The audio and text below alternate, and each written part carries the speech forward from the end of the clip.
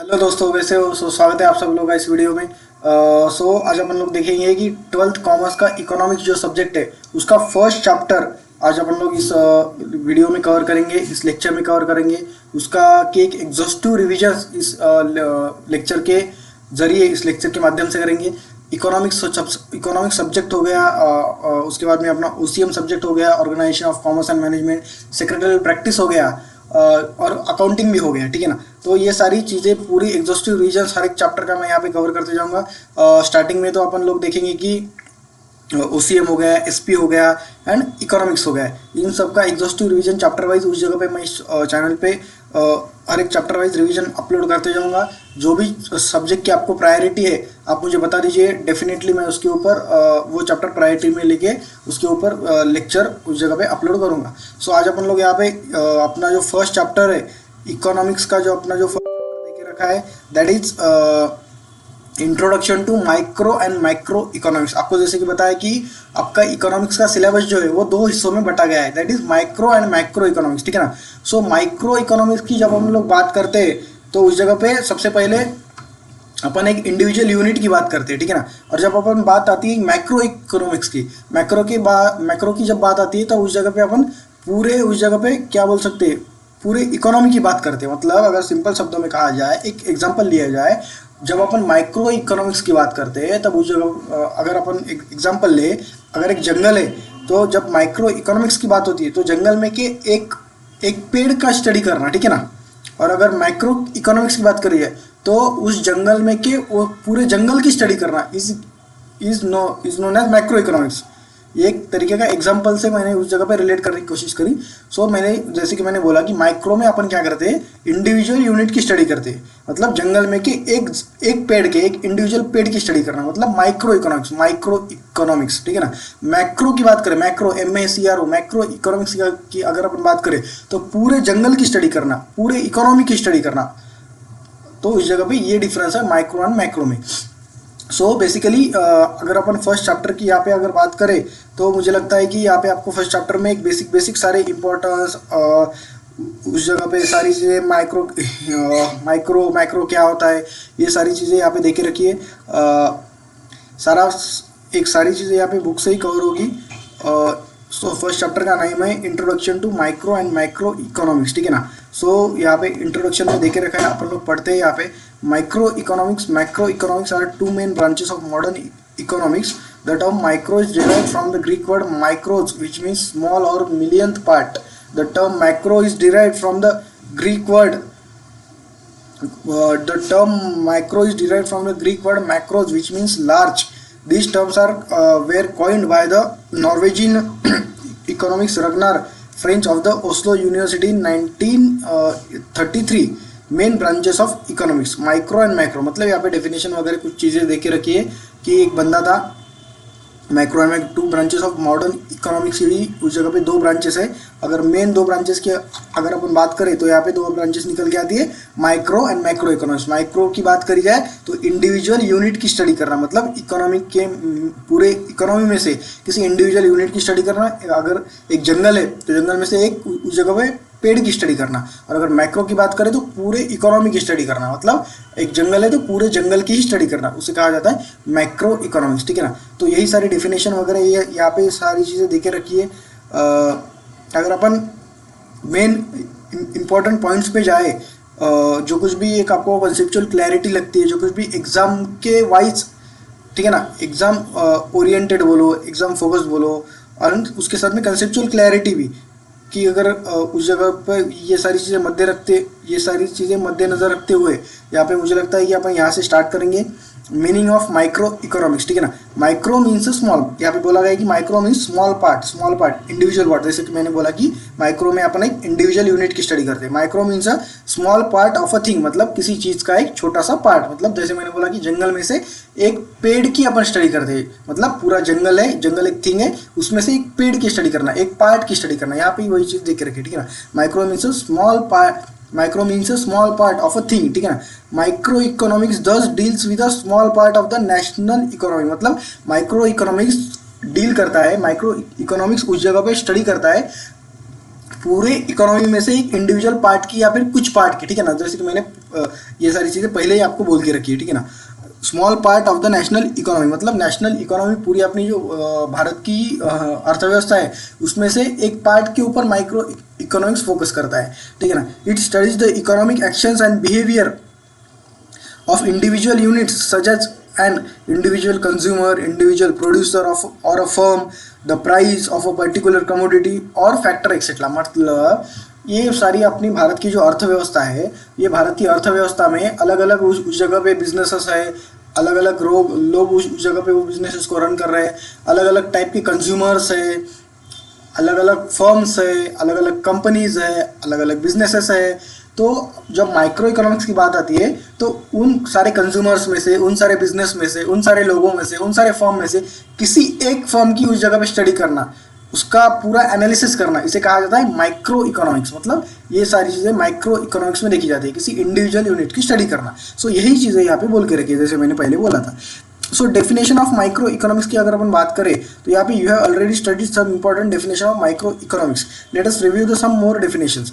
यहाँ पे एक बंदा था, क्या नाम था इसका, मॉरिशियस डॉप, उसने बोला था कि micro economics is an fact microscopic study of economy. मतलब एक माइक्रोस्कोपिक स्टडी, मतलब एक माइक्रोस्कोपिक, मतलब अगर इसका लिटरल मीनिंग देखें तो माइक्रोस्कोप से वो अपना माइक्रोस्कोपिक जो आता है उससे अपन जैसे देखते एक बारीक से बारीक चीज़, तो माइक्रो इकोनॉमिक्स में उसी तरीके से एक किसी इंडिविजुअल यूनिट को बारीक से बारीक तरीके से उसका एनालिसिस किया जाता है। यही चीज़ अगर इसका लिटरल मीनिंग देखे तो यही निकल के आता है, ठीक है ना। उसके बाद में ये एक डेफिनेशन देखे रखिए, आप लोग पढ़ सकते हो। यहाँ पे ये डेफिनेशन उतनी कुछ एज सच इंपॉर्टेंट नहीं है, बट आप लोग पढ़ सकते हो, ठीक है ना।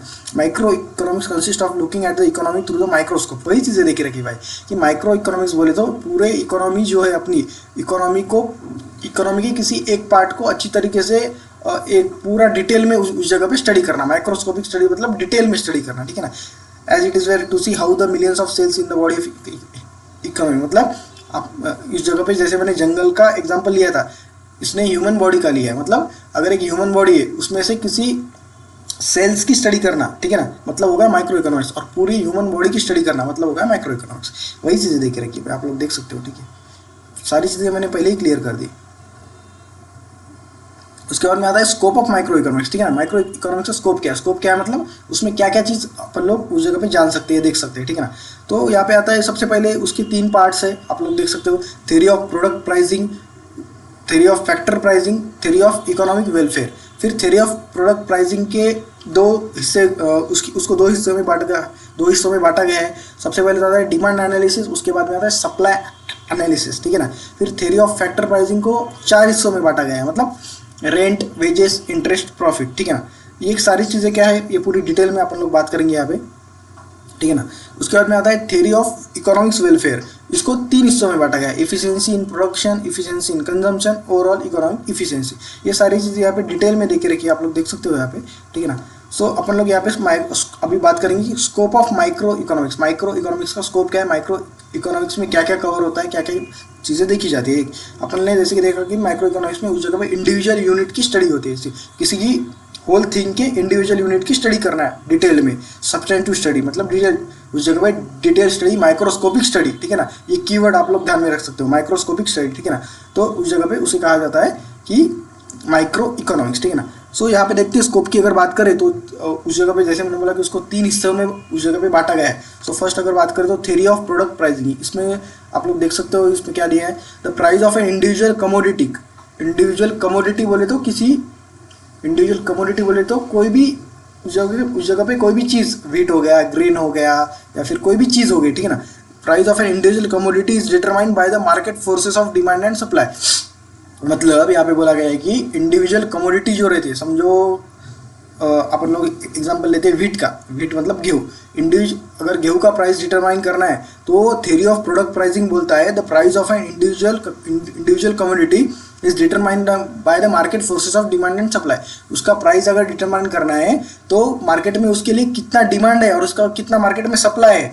मतलब अगर व्हीट है, गेहूँ है, तो उसका अगर प्राइस उस जगह पे डिटरमाइन करना है कि भैया 1 किलो गेहूँ कितने में बेचना है, तो वो प्राइस उस चीज़ पे थ्योरी ऑफ प्रोडक्ट प्राइसिंग बोलता है कि उस जगह पे उसका प्राइस उसका प्राइस डिटरमाइन करने के लिए आप लोगों को वहाँ पे देखना पड़ेगा कि उसकी मार्केट में डिमांड कितनी है।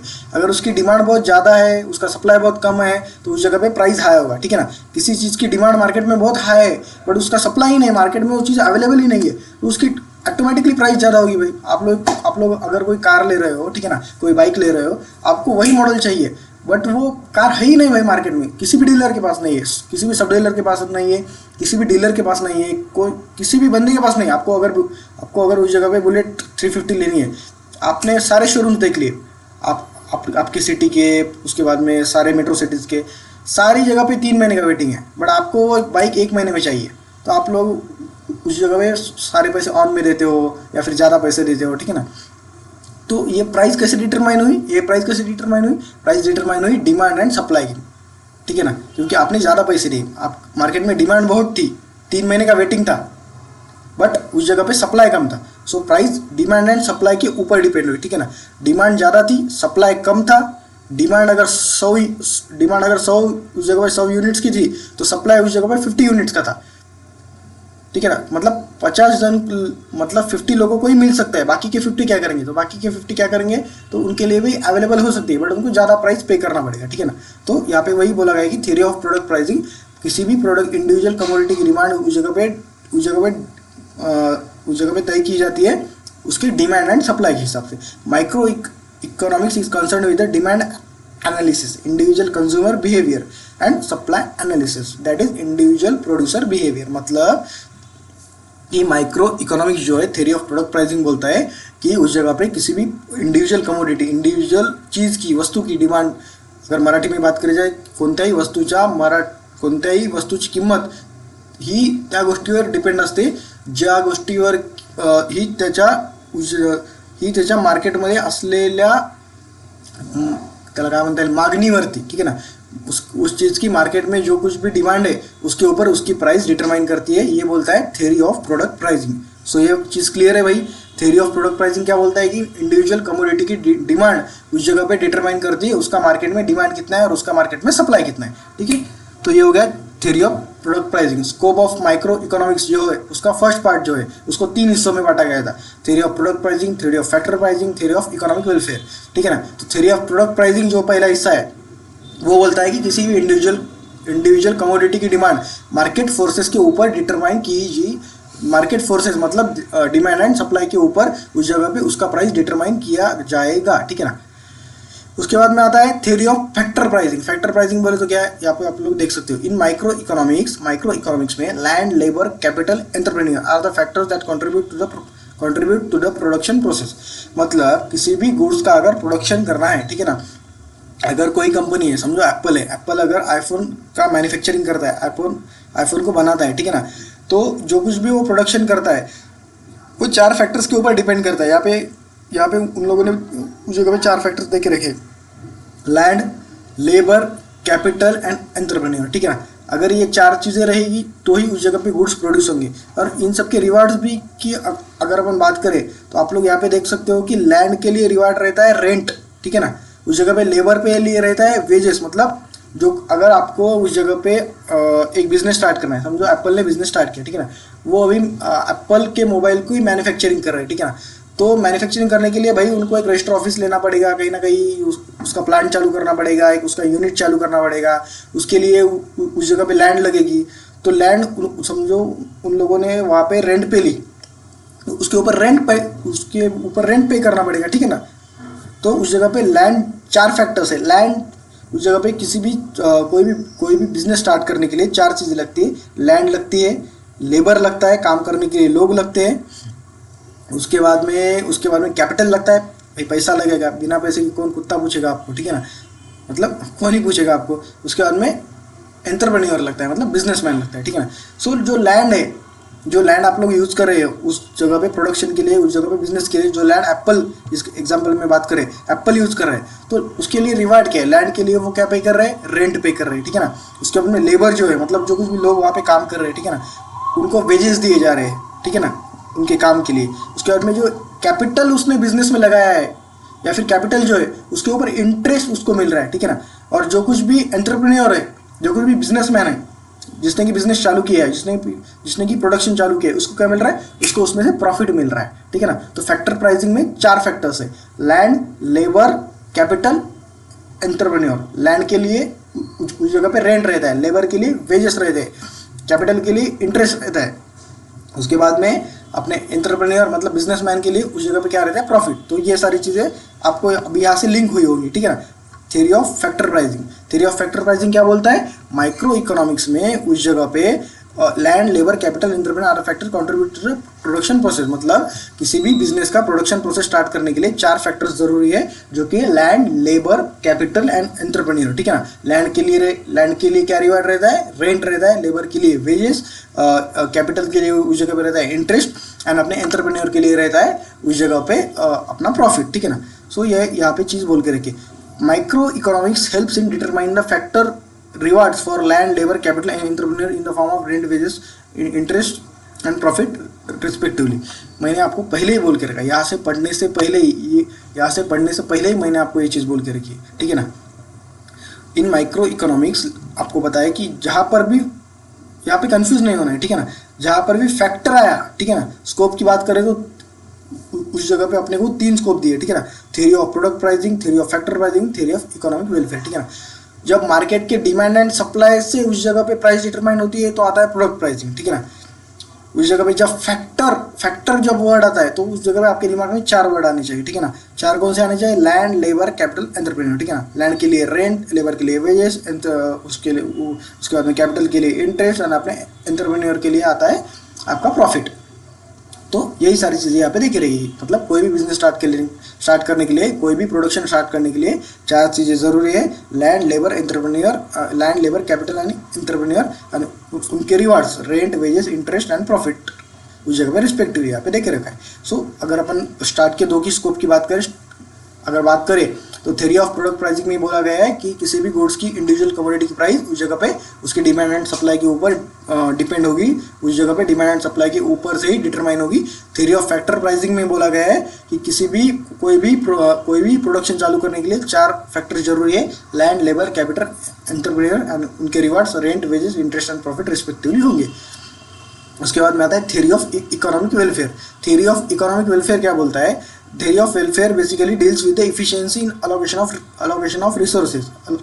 allocation मतलब बांटना।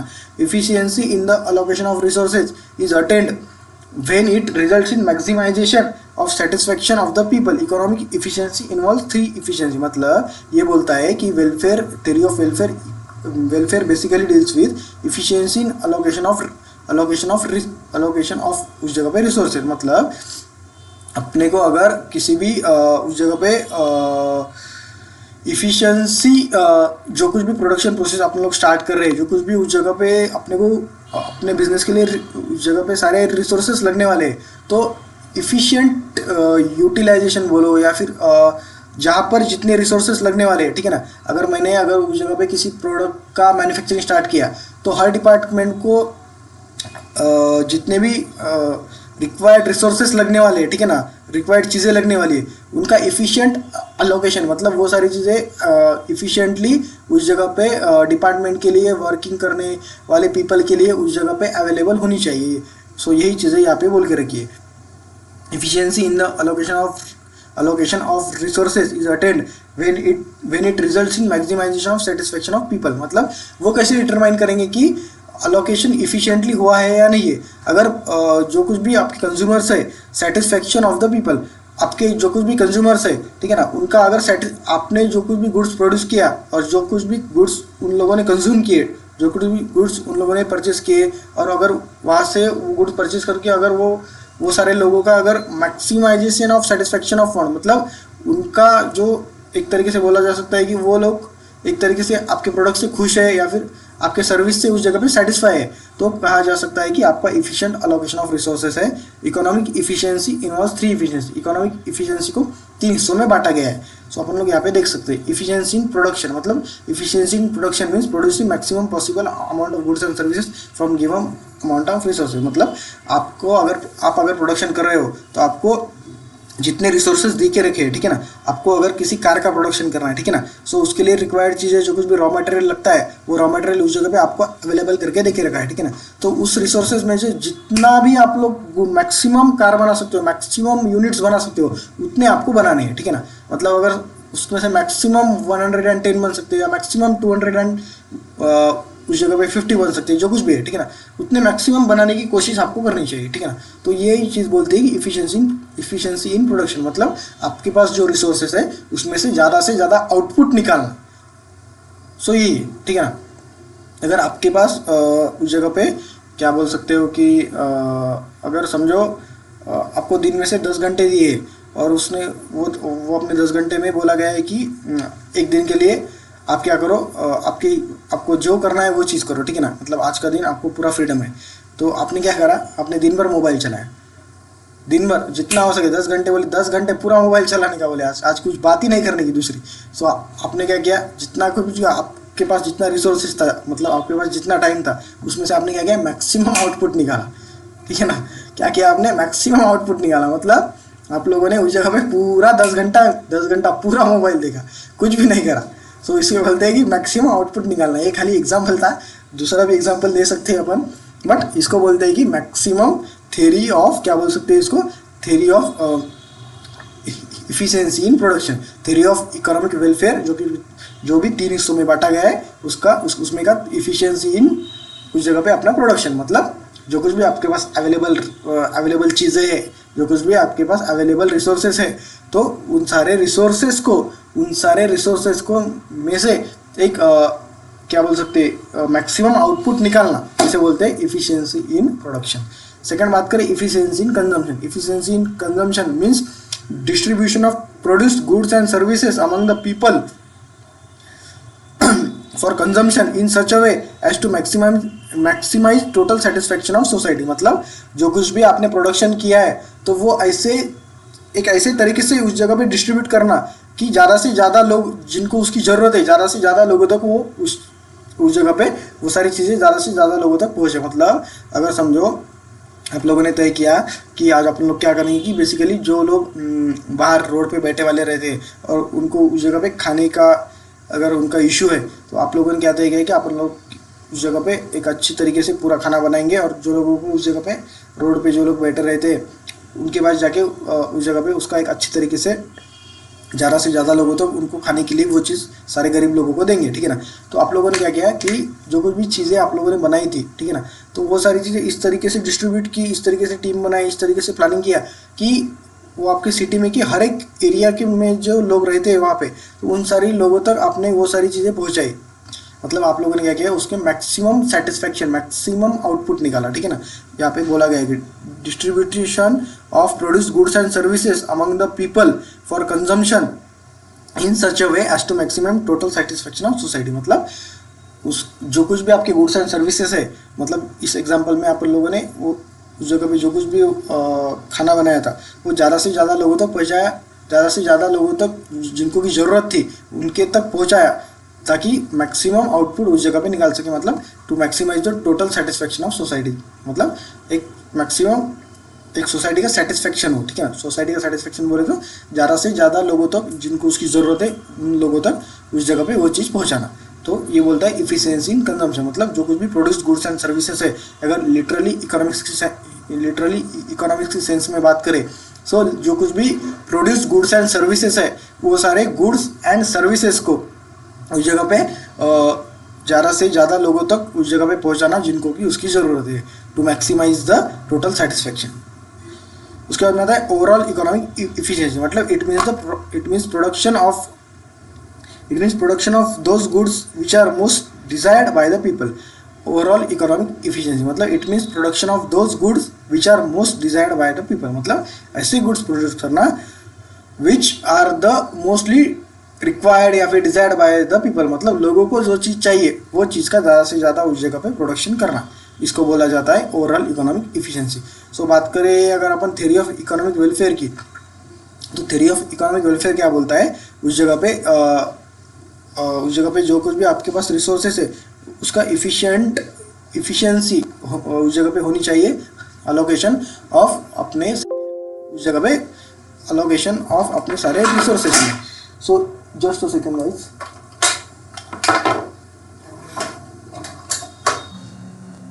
सो उस जगह पे थ्योरी ऑफ इकोनॉमिक वेलफेयर बोलता है कि deals with the efficiency in allocation of resources. Efficiency in allocation of resources is attained when maximization of satisfaction of people। मतलब जो कुछ भी आप लोग उस जगह पे प्रोडक्शन के लिए रिसोर्सेज उस जगह पे डिस्ट्रीब्यूट कर रहे हैं, अलोकेट करने वाले हो, तो वो उसको इफिशिएंटली उस जगह पे करना है। और इफिशिएंसी उसमें कैसे इफिशिएंसी उस चीज़ में कैसे लाई जाती है, तो उस जगह पे इस तरीके से उसको डिस्ट्रीब्यूट करना है, अलोकेट करना है कि उस जगह पे मैक्सिमम लोगों उस जगह पे वांट्स को सेटिस्फाई कर सके। उसको तीन हिस्सों में बांटा गया है। इफिशिएंसी इन प्रोडक्शन मतलब means producing maximum goods and services given in the resources. मतलब producing maximum goods and services from the available resources. मतलब जो कुछ भी चीज़ें आपके पास है उससे मैक्सिमम आउटपुट निकालना, ये बोला गया है इफिशिएंसी इन प्रोडक्शन। तो इफिशिएंसी इन प्रोडक्शन बोलता है कि जितनी आपके पास रिसोर्सेज है उसमें से मैक्सिमम आउटपुट उस जगह पे निकालना। फिर आता है इफिशिएंसी इन कंजम्पशन, मतलब जो कुछ भी गुड्स आप लोगों ने प्रोड्यूस किए उसको इस तरीके से उस जगह पे डिस्ट्रीब्यूट करना कि उससे मैक्सिमम सेटिस्फैक्शन सोसाइटी का हो। उसके बाद आता है ओवरऑल इकोनॉमिक इफिशिएंसी, मतलब उस जगह पे ऐसे गुड्स प्रोड्यूस करना जो कुछ भी लोगों को रिक्वायर्ड है या फिर लोग जिस गुड्स को चाहते हैं, ठीक है ना।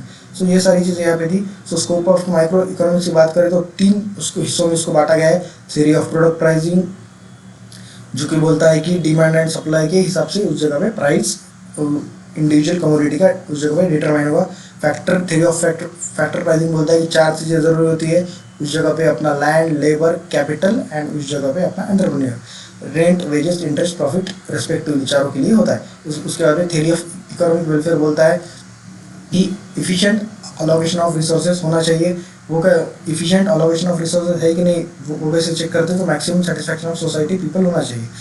इफिशिएंसी इन प्रोडक्शन उसको तीन हिस्सों में बांटा गया है। इफिशिएंसी इन प्रोडक्शन मतलब इफिशिएंसी इन प्रोडक्शन बोलता है कि उस जगह पे जो कुछ भी आपके पास रिसोर्सेज है उससे मैक्सिमम आउटपुट उस जगह पे निकलना चाहिए। इफिशिएंसी इन अपना कंजम्पशन, इफिशिएंसी इन कंजम्पशन बोलता है कि उस जगह पे जो कुछ भी गुड्स आप लोग उस जगह पे डिस्ट्रीब्यूट कर रहे हो तो उससे मैक्सिमम सेटिस्फैक्शन सोसाइटी का होना चाहिए। ओवरऑल इकोनॉमिक इफिशिएंसी बोलता है कि उस जगह पे उसको दो हिस्सों में बांटा गया है कि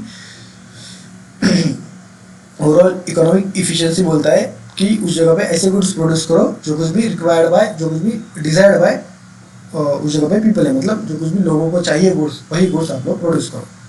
उसके बाद में आता है फीचर्स ऑफ माइक्रो इकोनॉमिक्स। जैसे कि मैंने बोला ये सारी चीज़ें बहुत ईजी है, ठीक है ना।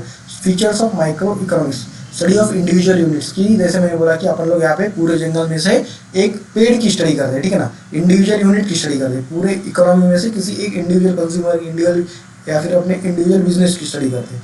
सो यही चीज़ यहाँ पे देख रखी है। Micro economics is study of behaviour of small individual economic units like individual firm, individual price, individual house hold, यही सारी चीज़ें। ये एक फर्म की, एक हाउस होल्ड की या फिर एक इंडिविजुअल कंज्यूमर की स्टडी करते हैं पूरे इकोनॉमी में से। उसके बाद में price theory, micro economics deals with the determination of prices of goods and services as well as factor of production. मतलब माइक्रो इकोनॉमिक्स उस जगह पे गुड्स के प्राइस को, उस जगह पे price of goods and services as well as factor of production. मतलब माइक्रो इकोनॉमिक्स डील करता है उस जगह पे प्राइस के ऊपर एंड अपना फैक्टर ऑफ प्रोडक्शन, जो कि चार चीज़ें अपन लोगों ने देखी उस जगह पे, लैंड, लेबर, कैपिटल एंड अपना एंटरप्रेन्योर।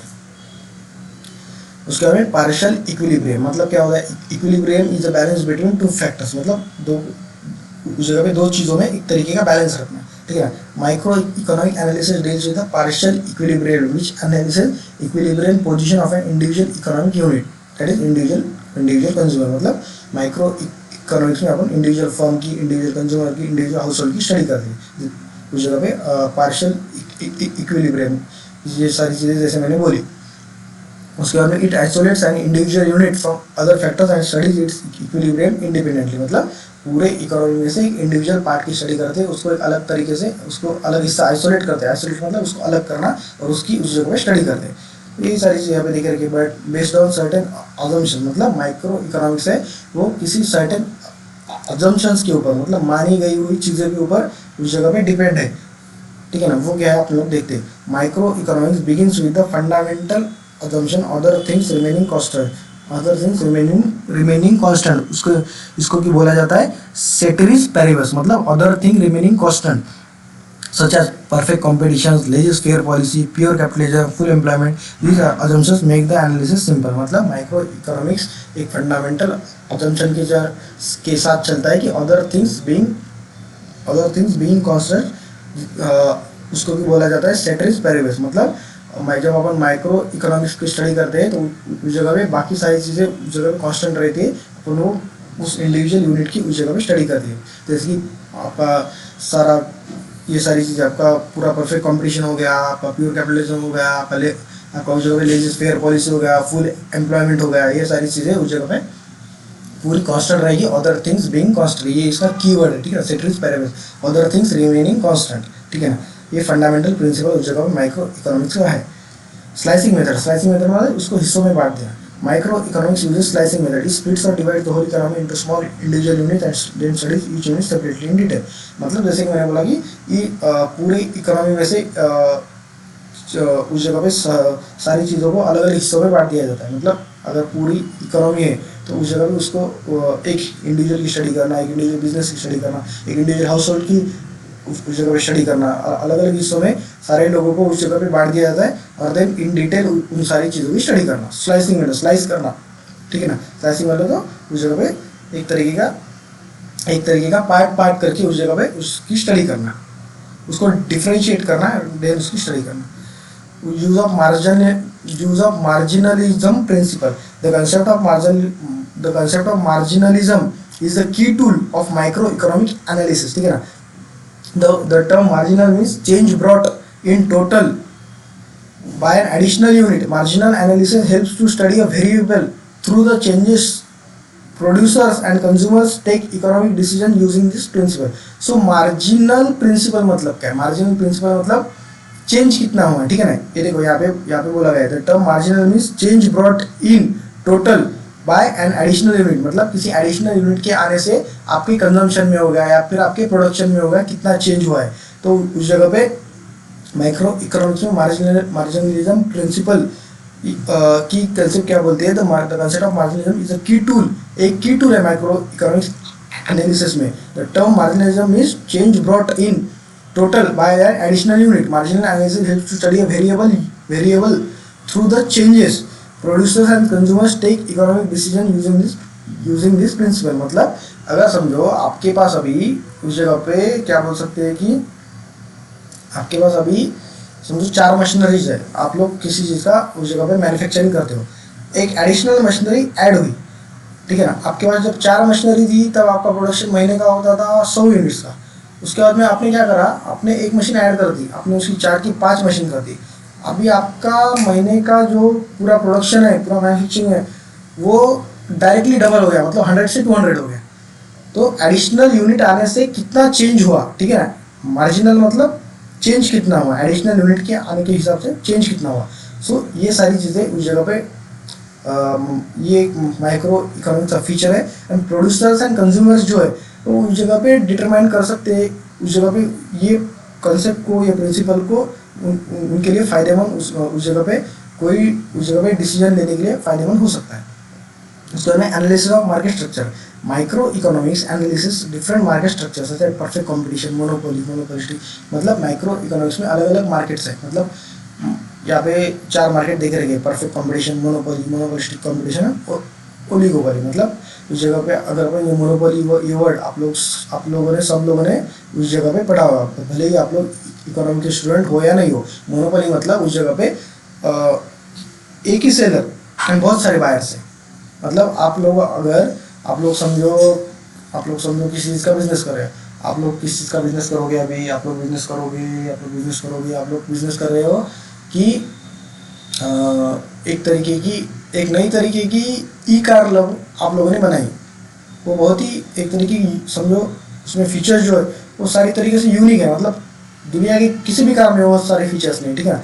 तो उसका अगर आप लोग बिजनेस कर रहे हो तो आप लोग मार्केट में सेलर एक ही हो और बहुत सारे बायर्स हैं, तो कहीं ना कहीं आप लोग मोनोपोली करोगे। मतलब आप लोग उस जगह पे मार्केट में मोनोपोली, मतलब एक सेलर और बहुत सारे बायर्स। उसी तरीके से ये अपना होता है ओलिगोपोली, मोनोपोलिस्टिक कंपटीशन, ये सारी चीज़ें उस जगह पे माइक्रो इकोनॉमिक्स मार्केट में होती है। उसके बाद में लिमिटेड स्कोप, तो scope of micro economics is limited to only individual units की, जैसे मैंने बोला कि यहाँ पे इंडिविजुअल यूनिट्स की स्टडी होती है, ना कि पूरे अर्थव्यवस्था की, ना कि पूरे अर्थव्यवस्था की। तो उस जगह पे एक तरीके से बोला जा सकता है कि जस्ट सेकंड, सॉरी, तो उस जगह पे बोला जा सकता है कि इसका स्कोप एक लिमिटेड है, मतलब ये पूरे इकोनॉमी की स्टडी नहीं कर रहा है, ये खाली एक यूनिट की स्टडी करता है, तो इसका स्कोप एक लिमिटेड है।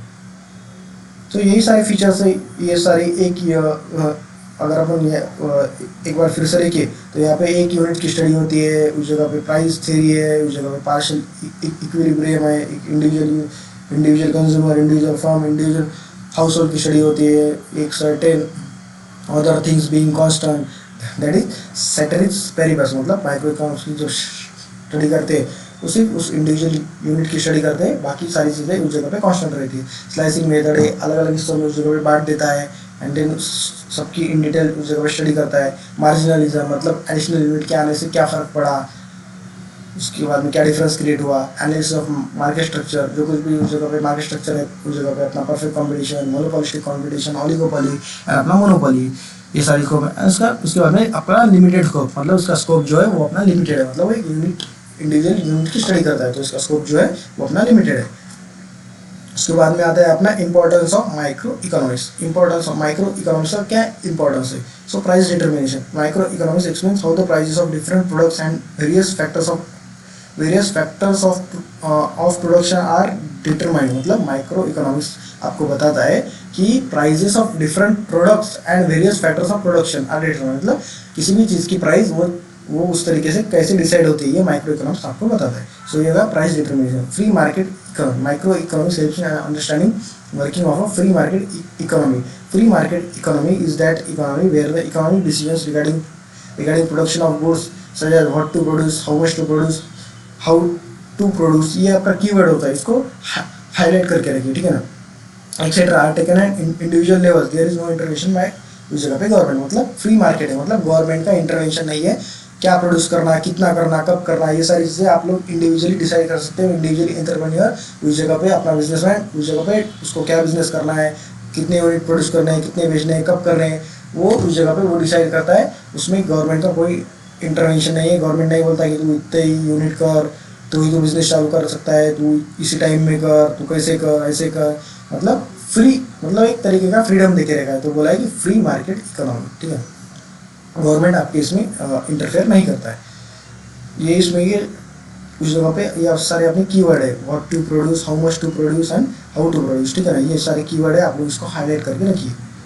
उसके बाद में foreign trade, micro economics helps in explaining various aspects of a foreign trade, like effects of tariff on a particular उस जगह पे अपनी एक चीज़ बोल सकते हैं कि उस जगह पे टैरिफ ऑन पर्टिकुलर कमोडिटी, उस जगह पे अपना determination of currency exchange rate of any two countries gains from international trade to particular country, मतलब माइक्रो इकोनॉमिक्स आपको हेल्प करता है, आपको बताता है कि वेरियस एस्पेक्ट्स, मतलब फॉरेन ट्रेड के क्या इफेक्ट होंगे। तो फॉरेन ट्रेड के, अगर आपने फॉरेन ट्रेड किया, मतलब फॉरेन की किसी क्लाइंट के साथ अगर आपने बिजनेस किया तो इसका इफेक्ट क्या होगा, मतलब effect of tariff on particular, आपकी पर्टिकुलर कमोडिटी आपका उस जगह पे क्या बोल सकते हैं, एक तरीके से जो कुछ भी है आपका एक तरीके से लेन देन होगा, मतलब आपका जो भी करेंसी एक्सचेंज होगा वो कैसे उस जगह पे उसकी प्राइस कैसे तय की जाएगी, तो ये सारी चीज़ें उस जगह पे माइक्रो इकोनॉमिक्स आपको बताता है।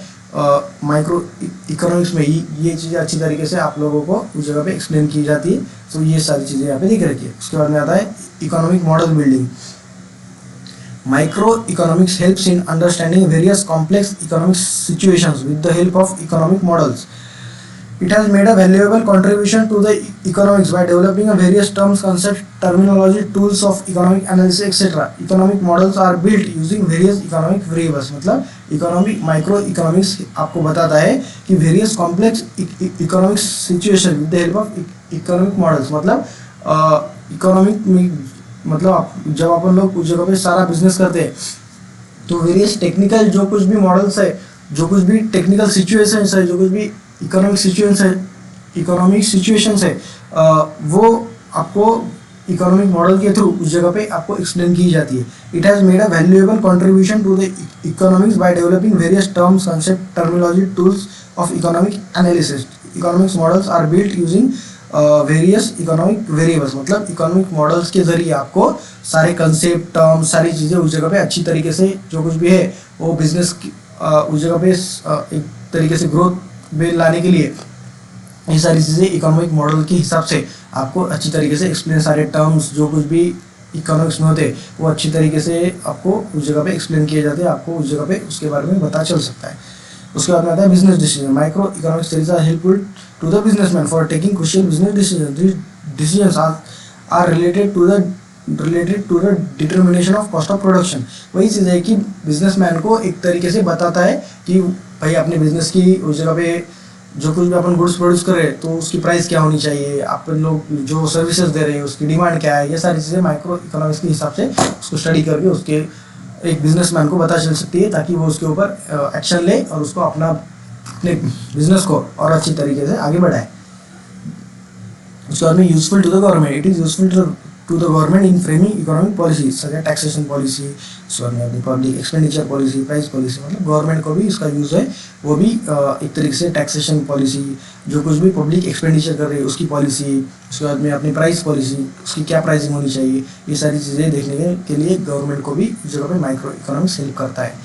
उसके बाद बेसिस ऑफ वेलफेयर इकोनॉमिक्स. मतलब micro economics explain how best results can be obtained through optimum utilization of resources and its best allocation. It also studies how taxes affects social welfare. मतलब ये चीज़ बताता है कि अगर आपने efficient allocation of resources करा, optimum utilization of resources करा, मतलब जो कुछ भी resources आपके पास है उसका एक अच्छी तरीके से यूज़ किया तो उस जगह पे इसको एक अच्छी तरीके से उसको एक तरीके से सबको दिया, सब डिपार्टमेंट में उस जगह पे सबको डिस्ट्रीब्यूट किया और उसका ऑप्टिमम यूटिलाइजेशन ऑफ रिसोर्सेज उस जगह पे किया तो एक अच्छी तरीके से अच्छी तरीके से सारे रिजल्ट्स जो कुछ भी बिजनेस को गुड्स प्रोड्यूस करने थे, जो कुछ भी एक तरीके का पूरा विजन था उसको ऑब्टेन किया जाता है, उसको एक तरीके से पूरे तरीके से अचीव किया जा सकता है अगर आपका ऑप्टिमम यूटिलाइजेशन ऑफ रिसोर्सेज है. यहाँ पे optimum utilization of resources and its best allocation, ये जो वर्ड है ये की वर्ड है, आप लोग इसको अंडरलाइन करके रखिए. ये आपको उस जगह पे अपने सेंटेंस में अपने आंसर में लाना होगा. सो अगर हम अपना इंपॉर्टेंस की बात करें तो ये प्राइस डिटरमाइन करने में आपको उस जगह पे एक तरीके से आपको बहुत सारा हेल्पफुल रहेगा. उसके बाद में फ्री मार्केट, मतलब गवर्नमेंट का कोई भी इंटरवेंशन नहीं है, what to produce, how much to produce and how to produce. उसके बाद में फॉरेन ट्रेड में भी सारी चीज़ें आपको उस जगह पे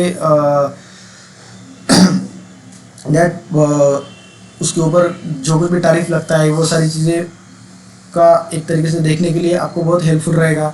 उसके बाद में इकोनॉमिक मॉडल बिल्डिंग, मतलब इकोनॉमिक मॉडल के ज़रिए आप लोग सारी चीज़ें टर्म्स, सारी चीज़ें, सारे कंसेप्ट, सारी चीज़ें उस जगह पे देख सकते हो. कोई भी बिजनेस डिसीजन लेने के लिए बिजनेसमैन को उस जगह पे हेल्पफुल रहेगा. यूजफुल टू द गवर्नमेंट को भी उस जगह पे ये हेल्पफुल है सारी टैक्सेशन प्राइस पॉलिसी बनाने के लिए. एंड उसका optimum utilization of resources and best allocation अगर रहा तो अच्छे रिजल्ट्स, अच्छे गोल्स अचीव हो सकते हैं.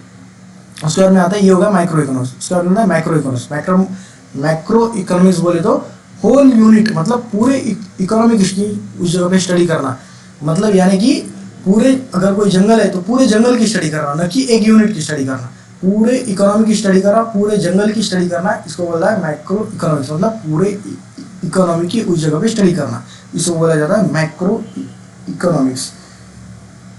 सो माइक्रो की बात करें तो ये सारी डेफिनेशंस है, आप लोग यहाँ पे पढ़ सकते हो. यहाँ पे अपन डायरेक्ट स्कोप पे आएंगे. स्कोप मुझे लगता है कि एक और तरीके का इम्पोर्टेंट है. स्कोप की अगर बात करें तो थ्योरी ऑफ इनकम एंड, इसको 4 हिस्सों में बांटा गया है. सबसे पहले अगर बात करें तो theory of income and employment, उसके बाद में theory of general price level and inflation, उसके बाद में theory of economic growth and development, उसके बाद में macro theory of distribution. Theory of income and employment को बांटा गया है 2 हिस्सों में, that is theory of consumption function and theory of investment function. उसको बांटा गया है एक हिस्से में, that is theory of business cycle. सो अपन लोग एक एक करके देखते हैं. अगर स्कोप ऑफ माइक्रो की बात करें, माइक्रो मतलब पूरे इकोनॉमी की स्टडी करना, पूरे जंगल की स्टडी करना। सबसे पहले एंड देन उसकी स्कोप की बात करें, उसमें क्या क्या देखा जाता है, तो सबसे पहले देखा जाता है कि theory of income and employment, मतलब macro economics analysis explains which factors determine the level of national income and employment, and what causes fluctuations in the level of income, output and employment. To understand how the level of employment is determined, we have to study the consumption function and investment function.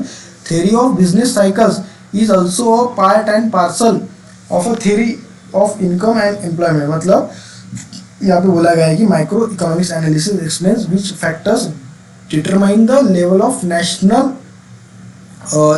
विच यहाँ पे बोला गया है कि explains which factors determine the level of national income and employment and what causes fluctuations in the level of income. मतलब theory मतलब ऐसी कौन सी चीज़ें जो कुछ भी उस जगह पे डिटरमाइन की जाती कि लेवल ऑफ इनकम क्या है, उसके बाद में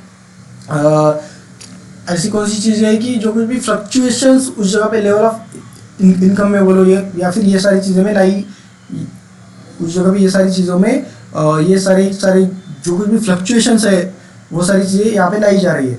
तो यहाँ पे आप लोग देख सकते हो कि to understand how the level of employment is determined we have to study the consumption function and investment function. मतलब अगर आपको एम्प्लॉयमेंट की अगर बात करें तो how the level of employment is determined, मतलब लेवल ऑफ एम्प्लॉयमेंट की उसको अगर उस जगह पे डिटरमाइन करना है तो we have to study the consumption function. मतलब आपको कंजम्पशन फंक्शन उस जगह पे कंजम्पशन फंक्शन है, इन्वेस्टमेंट फंक्शन मतलब लोगों ने मार्केट में कितना पैसा डाला है, लोगों ने कितने बिजनेसेस में पैसा डाला है, उसकी स्टडी करनी होगी।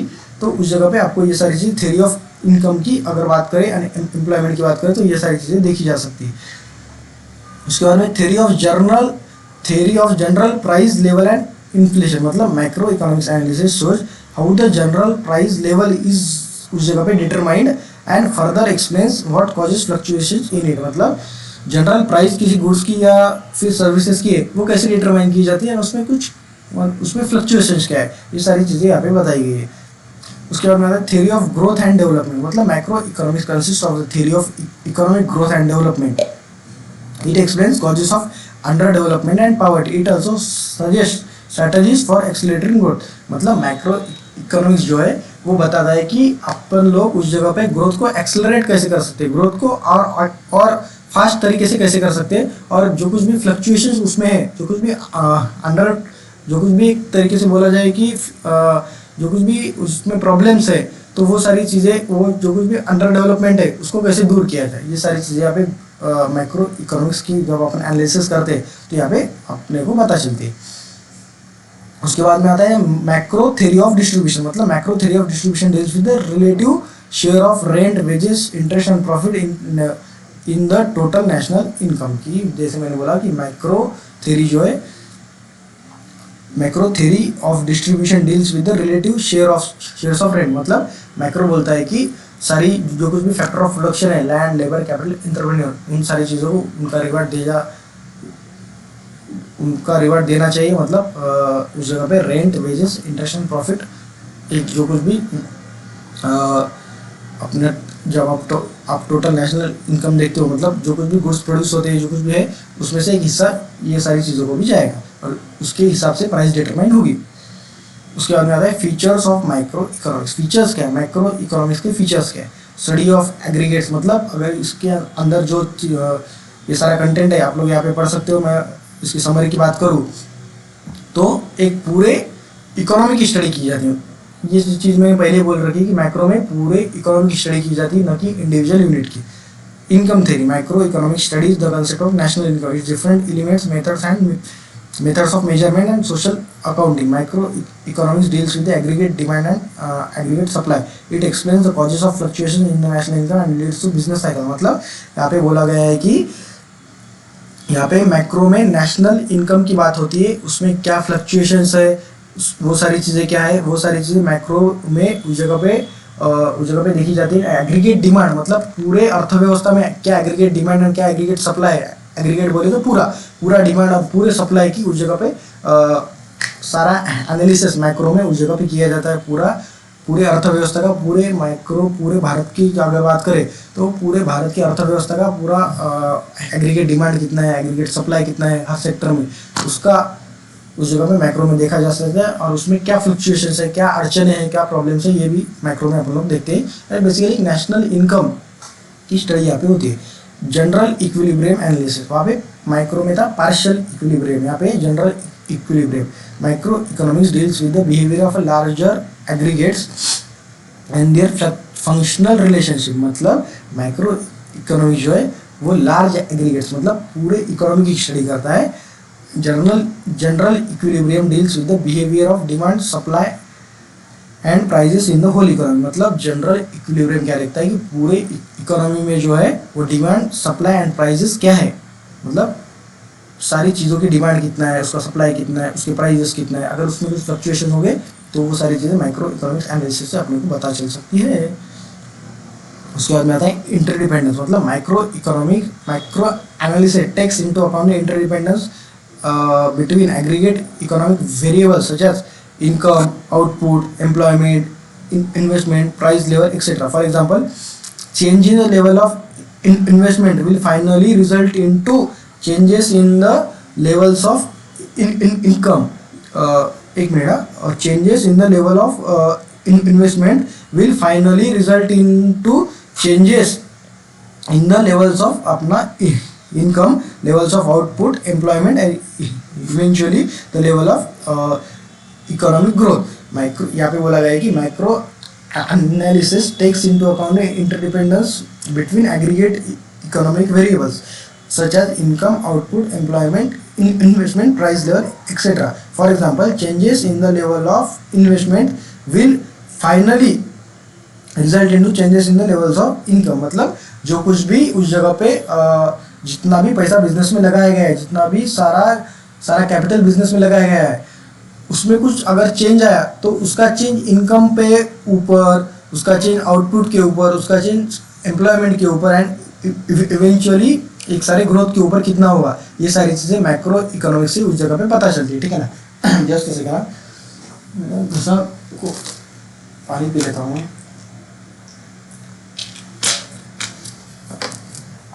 तो बेसिकली अगर इंटरडिपेंडेंस की बात करें तो यहाँ पे मुझे लगता है कि जितना भी सारा कैपिटल बिजनेस में लगा है, अगर उसमें कुछ चेंज होता है तो उसके बाद में उसका रिजल्ट, उसका इफेक्ट क्या होगा। मतलब अगर पहले समझो 100 रुपये लगाए थे, फिर अभी 200 लगाए, तो उसका इफेक्ट क्या होगा, उसका इफेक्ट अपने इनकम पे क्या होगा, उसका इफेक्ट अपने एम्प्लॉयमेंट पे क्या होगा, इसका इफेक्ट आउटपुट पे क्या होगा, अल्टीमेटली पूरे भारत अर्थव्यवस्था की ग्रोथ पे कितना होगा। ये चीज़ यहाँ पे अपने को पता चलती है। उसके बाद में लंपिंग मेथड, वहाँ पे था स्लाइसिंग मेथड, माइक्रो में था स्लाइसिंग, मतलब हिस्सों में बांट दिया। यहाँ पे लंपिंग है। Lumping method is the study of whole economy rather than its part. मतलब स्लाइसिंग में अपन पूरे इकोनॉमी को अलग अलग पार्ट में बांटते थे और उसकी स्टडी करते थे। यहाँ पे पूरे इकोनॉमी की स्टडी करते एक साथ एग्रीगेटली, यहाँ पे उसको बोलते हैं लंपिंग मेथड। फिर उसके बाद में आता है अपना growth model. Micro economic studies various factors that contribute the economic growth and development. मतलब माइक्रो इकोनॉमिक जो है वो अलग अलग फैक्टर्स की स्टडी करता है जो कुछ कंट्रीब्यूट करते हैं अपने भारत की ग्रोथ में, भारत की अर्थव्यवस्था की ग्रोथ में, अपनी एक तरीके से पूरी डेवलपमेंट में। It is useful in developing growth models. This growth models are used for studying economic development. मतलब वही चीज़ें बोल रखी कि माइक्रो इकोनॉमिक्स की अगर हम बात करें, उसकी अगर स्टडी करें तो एक तरीके से सारे फैक्टर्स जो कुछ भी एक अपने ग्रोथ में, अपने डेवलपमेंट में उस जगह पे कंट्रीब्यूट करते हैं, तो उसका एक एनालिसिस अपन लोग मैक्रो इकोनॉमिक्स से उस जगह पे किया जा सकता है। उसके बाद में आता है जनरल प्राइस लेवल। मतलब determination and changes in the general price level are studied in the macro economics. मतलब किसी भी गुड्स का प्राइस उस जगह पे डिटरमाइन करना, मतलब किसी भी गुड्स का प्राइस क्या होना चाहिए और उसमें क्या चेंजेस उस जगह पे लाने चाहिए, ये माइक्रो इकोनॉमिक्स की स्टडी से पता चलता है। उसके बाद आता है पॉलिसी ओरिएंटेड। मतलब micro economics is a policy oriented science. It suggest suitable economic policies to promote economic growth, generate employment, control of inflation and depression. मतलब माइक्रो इकोनॉमिक्स एक पॉलिसी ओरिएंटेड साइंस है, ऐसा बोला गया है। किसने बोला गया है? तो बोला गया है केनिस ने। अपने केनिस ने क्या बोला? अपने केनिस भाई ने बोला कि macro economics is a policy oriented science, एक पॉलिसी ओरिएंटेड साइंस है। It suggest suitable economic policies to promote economic growth, मतलब ये सजेस्ट करता है कि उस जगह पे सुटेबल इकोनॉमिक, अच्छी इकोनॉमिक पॉलिसीज होनी चाहिए जो भी उस जगह पे ज़्यादा से ज़्यादा ग्रोथ लाए, ज़्यादा से ज़्यादा एम्प्लॉयमेंट जनरेट करे। सो अगर अपने फीचर्स की बात करें मैक्रो के, तो पूरे इकोनॉमी की स्टडी होती है उस जगह पे। चाहे the concept of national income, अपनी नेशनल इनकम की स्टडी होती है। इस डिफरेंट एलिमेंट्स की अगर बात करें, माइक्रो इकोनॉमिक डील में एग्रीगेट डिमांड, एग्रीगेट सप्लाई की यहाँ पे उस जगह पे बात होती है। General equilibrium deals with the behaviour of demand supply and prices in the whole economy, मतलब डिमांड सप्लाई एंड अपने सारे प्राइजेस की होल इकोनॉमी के उस जगह पे अपने यहाँ पे मैक्रो में बात होती है।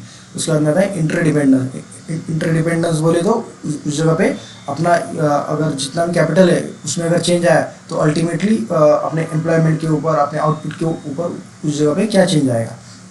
उसके बाद में लंपिंग मेथड, मतलब पूरे इकोनॉमी की स्टडी करते हैं।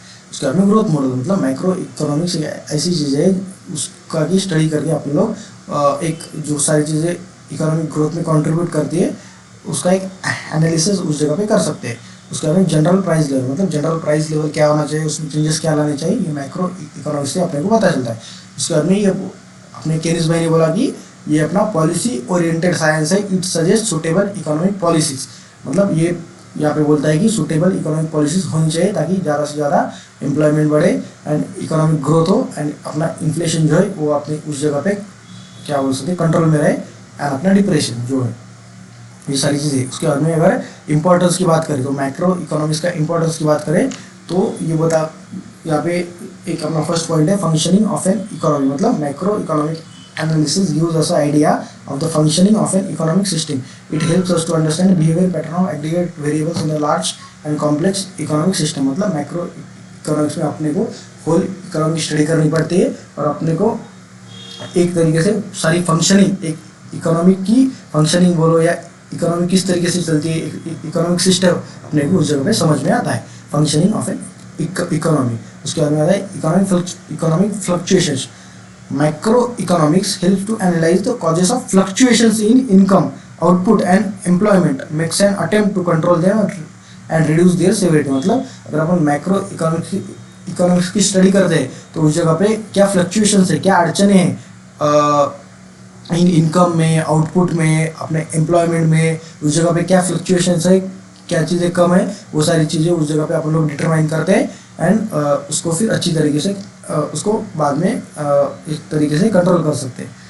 उसके बाद में national income, study of macro economics has brought forward the immense importance of the study of national income and social accounts. Without the study of national income it is not possible to formulate correct economic policy, मतलब एक national income की उस जगह पे study करता है। जब तक अपन नेशनल इनकम की स्टडी नहीं करेंगे so it is not possible to formulate correct economic policy, तब तक एक इकोनॉमिक पॉलिसी की अपन लोग उस जगह पे एक तरीके से क्या बोल सकते हैं, एक अच्छी तरीके से इकोनॉमिक पॉलिसी फॉर्मुलेट नहीं कर सकते उस जगह पे। उसके बाद में आता है कि इकोनॉमिक डेवलपमेंट, ये बताता है कि advance studies in micro economics help to understand the problems of developing countries such as poverty, inequalities of income and wealth, differences in standards of living of the people etcetera. It suggest important steps to achieve economic development, मतलब micro economics की जब हम study करते हैं ये अपने को उस जगह पे बताता है कि उस जगह पे पावर्टी मतलब गरीबी कितनी है, इन इक्वालिटीज ऑफ इनकम मतलब अपने इनकम में एक तरीके सा जो कुछ भी डिफरेंस है, मतलब एक की बहुत हाई है, एक की बहुत कम है। उसके बाद में वेल्थ डिफरेंस है, मतलब एक के पास बहुत पैसा है, एक के पास कुछ भी नहीं है। ये सारी चीज़ें अपने को इस जगह पे माइक्रो इकोनॉमिक्स एक तरीके से स्टडी से पता चलती है। उसके बाद में अपना आता है कि परफॉर्मेंस ऑफ एन इकोनॉमी, मतलब पूरे इकोनॉमी का परफॉर्मेंस अपन लोग माइक्रो इकोनॉमिक की स्टडी करके उस जगह पे पता लगा सकते हैं। एज सच अपन लोग मैक्रो में पूरे इकोनॉमी की स्टडी करते हैं, तो अगर मैक्रो में पूरे इकोनॉमी की स्टडी कर दी तो उसका परफॉर्मेंस भी अपने को पता चल जाएगा। Study of macro economic variables to understand the working of an economy, study of macro economic variables are important. Main economic problems are related to economic variables such as behaviour of total income, output, employment. मतलब जब अपन लोग macro economy की study करते हैं तो macro economic variable जो है, जो छोटे छोटे बहुत ही इंपॉर्टेंट पार्ट है उसमें के मैक्रो में के पूरे इकोनॉमिक में की पूरे की एक जो छोटे छोटे इम्पोर्टेंट पार्ट्स है यहाँ पे देखे रखिए, टोटल इनकम, आउटपुट, एम्प्लॉयमेंट, उसके बाद जनरल प्राइस लेवल, वो सारी चीज़ें उस जगह पे अपने को उस जगह पे मैक्रो इकोनॉमी की स्टडी से उस जगह पे पता चलती है। और उसका टोटल इनकम में क्या, मतलब उस जगह पे टोटल इनकम कितना है, आउटपुट कितना है, एम्प्लॉयमेंट कितनी है, ये सारी चीज़ें उस जगह पे मैक्रो इकोनॉमी की स्टडी से पता चलती है।